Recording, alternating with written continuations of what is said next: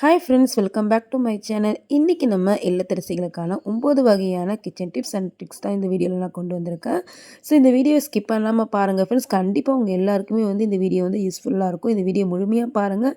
முழுமையாக பார்த்து இந்த வீடியோ பிடிச்சிருந்தா இந்த வீடியோக்கு ஒரு லைக் கொடுத்து நம்மளோட சேனலை சப்போர்ட் பண்ணி சப்ஸ்கிரைப் பண்ணிக்கோங்க. கூடவே இருக்க அந்த பெல் ஐக்கானையும் கிளிக் பண்ணிக்கோங்க. அப்போ தான் நான் போகிற புது புது வீடியோ நோட்டிஃபிகேஷன் உங்களுக்கு வரும். நீங்களுமே ஸ்கிப் பண்ணாமல் பார்க்க முடியும். ஓகே ஃப்ரெண்ட்ஸ், வாங்க இப்போ வீடியோக்குள்ளே போகலாம்.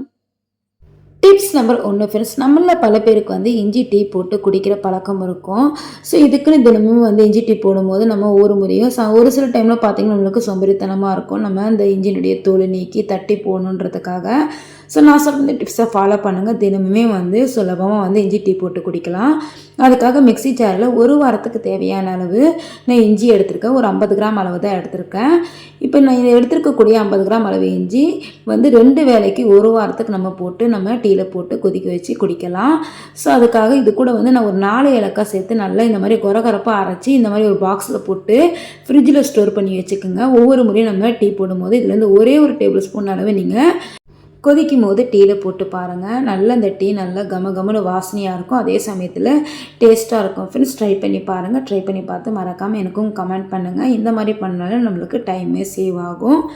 டிப்ஸ் நம்பர் 2 ஃப்ரெண்ட்ஸ், ஒரு சிலருக்கு பார்த்தீங்கன்னா ஹோட்டல் ஸ்டைலில் குடிக்கிற டீ போலவே நல்ல வீட்டில் போகணுன்னு ஆசைப்படுவாங்க. ஸோ அவங்களுக்காக தான் இந்த டிப்ஸு. நான் இதில் இந்த டீ தூள் கூட என்ன சேர்த்துருக்கேன்னா கொஞ்சமாக சுக்கும் ஒரு 4-5 ஏலக்காய் நல்லா தட்டி இந்த மாதிரி டீ தூள் கூட மிக்ஸ் பண்ணி வச்சுக்கோங்க.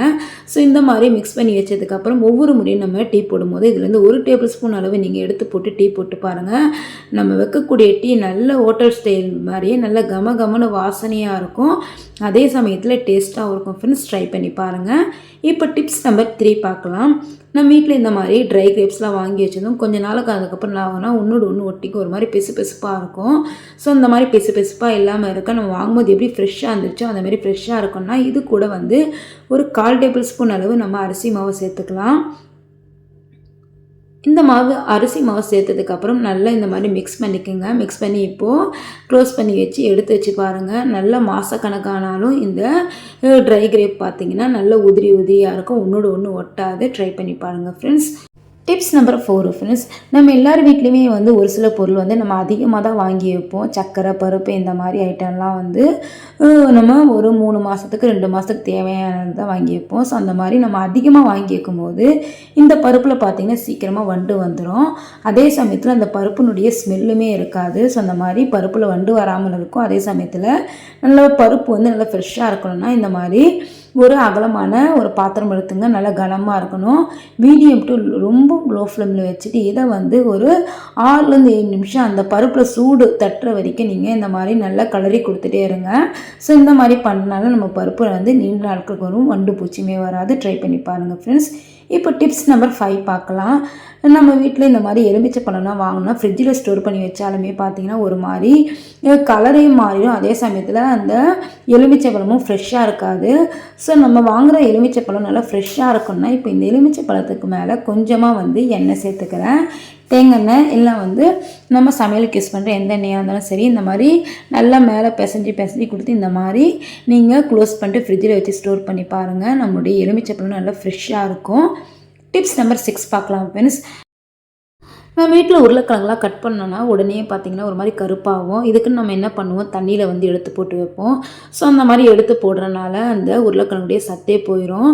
நம்ம கட் பண்ணுற உருளைக்கிழங்கு கருத்தும் போகக்கூடாது. அதே சமயத்தில் சத்தும் போகக்கூடாதுன்னா நம்ம அரிசி கிழங்குல 2வது தண்ணியை இந்த மாதிரி கட் பண்ண வெஜிடபிள் கூட நீங்கள் இந்த தண்ணியை ஊற்றி பாருங்கள். நம்ம கட் பண்ண உருளைக்கிழங்காகட்டும் கத்திரிக்காய் ஆகட்டும் ஸோ இந்த மாதிரி வெஜிடபிள்லாம் கருத்து போகாது. ட்ரை பண்ணி பாருங்கள் ஃப்ரெண்ட்ஸ். கண்டிப்பாக 100% இருக்காவும். உங்களுக்குமே இந்த டிப்ஸ் பிடிச்சிருக்கும்னு நினைக்கிறேன். ஒரு பிடிச்ச இந்த வீடியோக்குமே ஒரு லைக் கொடுத்துருங்க ஃப்ரெண்ட்ஸ். டிப்ஸ் நம்பர் 7 பார்க்கலாம் ஃப்ரெண்ட்ஸ். ஒரு சூப்பரான ரியூஸ் ஐடியாஸ் தான் நம்ம பார்க்க போகிறோம். ஸோ அதுக்காக இந்த மாதிரி ஒரு நீல வாக்கில் உள்ள ஒரு ஃபுட் கண்டெய்னர், இந்த மாதிரி ரவுண்ட் ஷேப் உள்ள ஒரு ஃபுட் கண்டெய்னர் எடுத்துருக்கேன். இப்போ இதை நான் வீடியோவில் காட்டுற மாதிரியே ஹோல்ஸ் போட்டு எடுத்துக்கோங்க. ஸோ இதை நம்ம கிச்சனுக்கு தான் யூஸ் பண்ண போகிறோம். இப்போ பாருங்கள், இந்த மாதிரி ஹோல்ஸ் போட்டு எடுத்ததுமே நம்மளுக்கு ஒரு ஸ்டைனர் மாதிரி கிடச்சிருச்சுல. ஸோ இப்போ இதை இன்னொரு பாக்ஸ் இந்த மாதிரி ஃபுல்லாக இந்த மாதிரி ஹோல்ஸ் போட்டு எடுத்துக்கோங்க. 2 பாக்ஸ் நான் கீழ் பகுதியும் ஒரு பாக்ஸ் ஃபுல்லாக நான் வந்து ஹோல்ஸ் போட்டு எடுத்துக்கிட்டேன். இப்போ நம்ம ஃபுல்லாக ஹோல்ஸ் போட்டோம்ல, அதில் வந்து இந்த மாதிரி கயிறை மாட்டிட்டு நீங்கள் கிச்சனில் இந்த மாதிரி நீங்கள் மாட்டி விட்டுருங்க. இதை வந்து நம்ம எதுக்கு யூஸ் பண்ண போகிறோம்னா, ஒவ்வொரு முறையும் நம்ம சமையல் பண்ணும்போது அதில் சின்ன சின்ன ஃபுட் பார்ட்டிகல்ஸ்லாம் இருக்கும். ஸோ அதெல்லாம் கழுகும் போது அந்த சிங்கினுடைய பைப் வழியாக போயிடும். ஸோ இந்த மாதிரி நீங்கள் தண்ணியை ட்ரை பண்ணதுக்கப்புறம் வந்து கழுக ஸ்டார்ட் பண்ணி இந்த குப்பையுமே வந்து தனியாக டஸ்ட்பினில் போட்டுடலாம். ட்ரை பண்ணி பாருங்கள் ஃப்ரெண்ட்ஸ். அடுத்து நம்ம இந்த மாதிரி நீலவாக்கில் உள்ள ஒரு ஃபுட் கண்டெய்னர் ஹோல்ஸ் போட்டோம்ல, இதை வந்து நம்ம எதுக்கு யூஸ் பண்ண போகிறோம்னா, வெங்காயம், தக்காளி இதெல்லாம் வந்து கழுகுறதுக்கு ஒரு ஸ்ட்ரைனராக தான் நம்ம இப்போ இதை யூஸ் பண்ண போகிறோம்.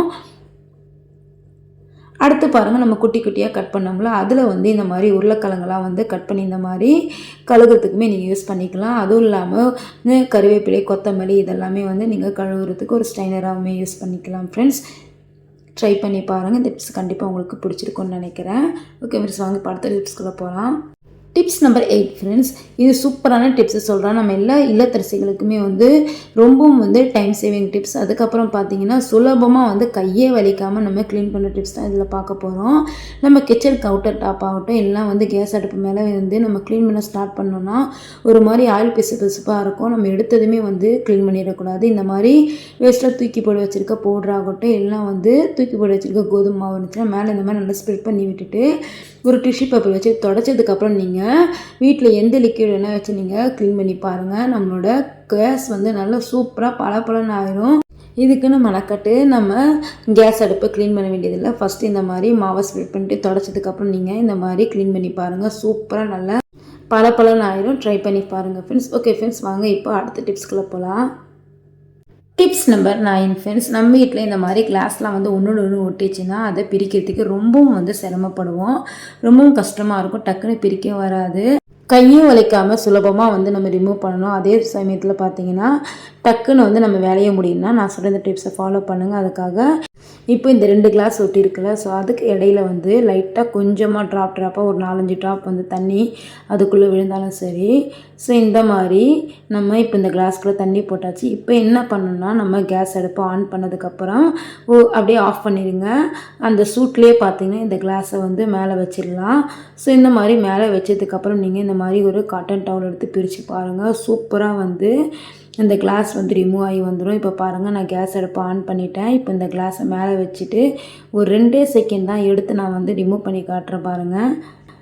இப்போ ஒரு 2 நிமிஷம் ஆயிடுச்சு. அந்த கிளாஸுமே லைட்டாக வந்து சூடுபட்டுச்சு. ஸோ இந்த மாதிரி ஒரு காட்டன் கிளாத் வந்து கீழே வந்து இந்த மாதிரி வச்சுட்டு இப்போ நான் வீடியோவில் காட்டுற மாதிரி இந்த மாதிரி சுற்றி சுற்றி எடுத்திங்கனாவே கிளாஸை சூப்பராக ரிமூவ் ஆகி வந்துடும். ட்ரை பண்ணி பாருங்கள் ஃப்ரெண்ட்ஸ். ஓகே ஃப்ரெண்ட்ஸ், நான் சொன்ன இந்த 9 வகையான டிப்ஸ் கண்டிப்பாக உங்களுக்கு பிடிச்சிருக்குன்னு நினைக்கிறேன். அப்படி பிடிச்சிருந்தால் நம்மளோட சேனலை சப்போர்ட் பண்ணி சப்ஸ்கிரைப் பண்ணிக்கோங்க ஃப்ரெண்ட்ஸ். கூடவே இருக்க அந்த பெல் ஐக்கானையும் கிளிக் பண்ணிக்கோங்க. அப்போ தான் நான் போகிற புது புது வீடியோ உங்களுக்கு நோட்டிஃபிகேஷனாக வரும். நீங்களும் ஸ்கிப் பண்ணாமல் பார்க்க முடியும்.